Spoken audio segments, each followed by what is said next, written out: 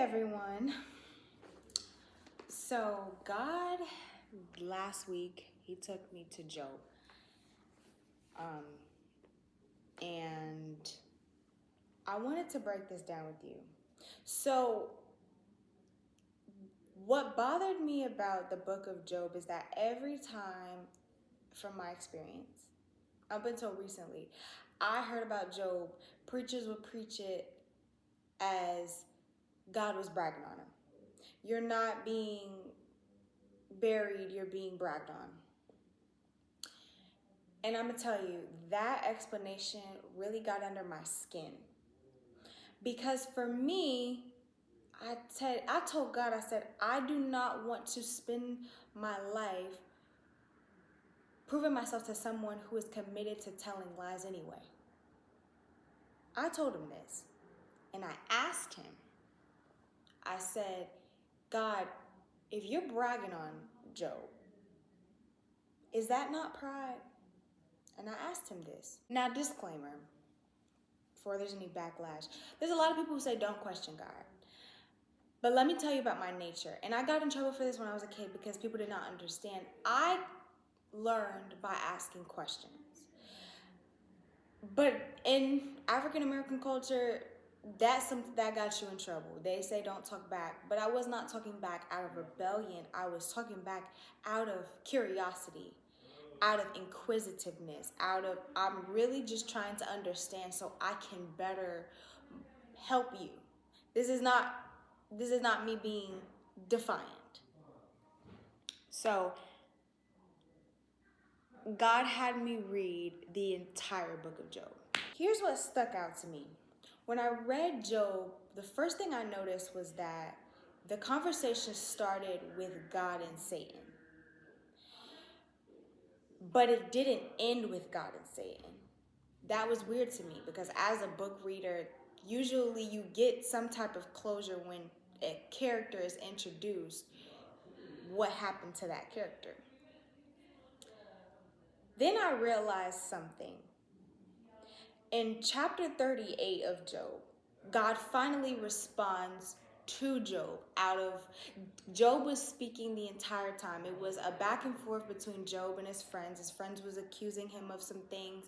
Job was in pain. He was in agony. He lost so much. He lost everything. He lost his wife. He lost everything. And then on top of that, his body was afflicted. So you can imagine what he was saying, the things that he was speaking. He was crying out. He was in confusion. He was trying to figure out. He was like, why am I even here? What is the point of any of this? And God finally answers in chapter 38 of Job. Basically, God says, do you know who I am? And so the last few chapters of Job consist of a conversation between God and Job. And then it clicked. It was not about a conversation between God and Satan. It had nothing to do with it. Satan wasn't even a player. He was not even a factor. He used the enemy so that he could deepen his relationship with his son. And it ended with him and his servant. After I finished reading, the first thing God said to me was, Kiara, I do not test you for me. I test you for you. He said, I am not a teacher waiting to see whether you are going to pass or fail. I already knew you were going to pass or fail before I gave the test to you. So why would I do it? And then he took me to chapter 42.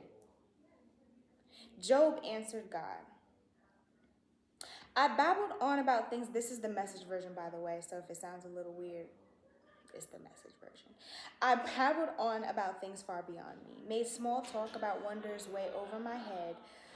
Let me ask the questions. You give the answers. I admit I once lived by rumors of you, and now I have it all firsthand from my own eyes and ears. And then I understood.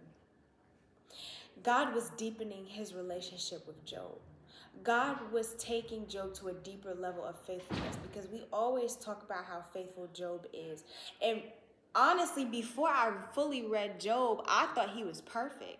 That's how they make Job seem. They're like, oh, he's so faithful. I'm like, yeah, I'm not Job. Then I read it. I'm like, I'm kind of like Job. Definitely like Job. He was human. He was distraught.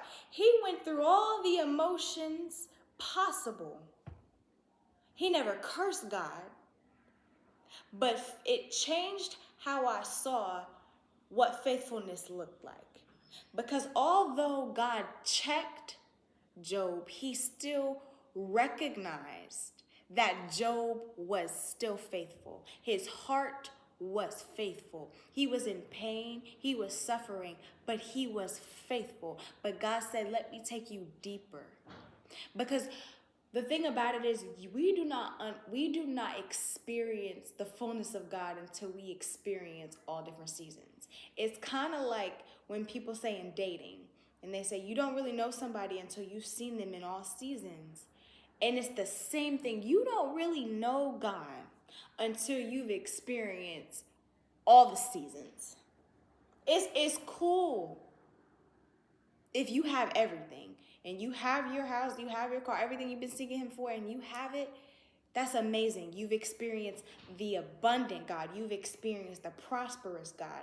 But it's a different type of God, a keeping God, a God that provides even when you're in a midst of drought, a God that keeps your body even when it is afflicted, a God that is a healing God. There's a different type of God.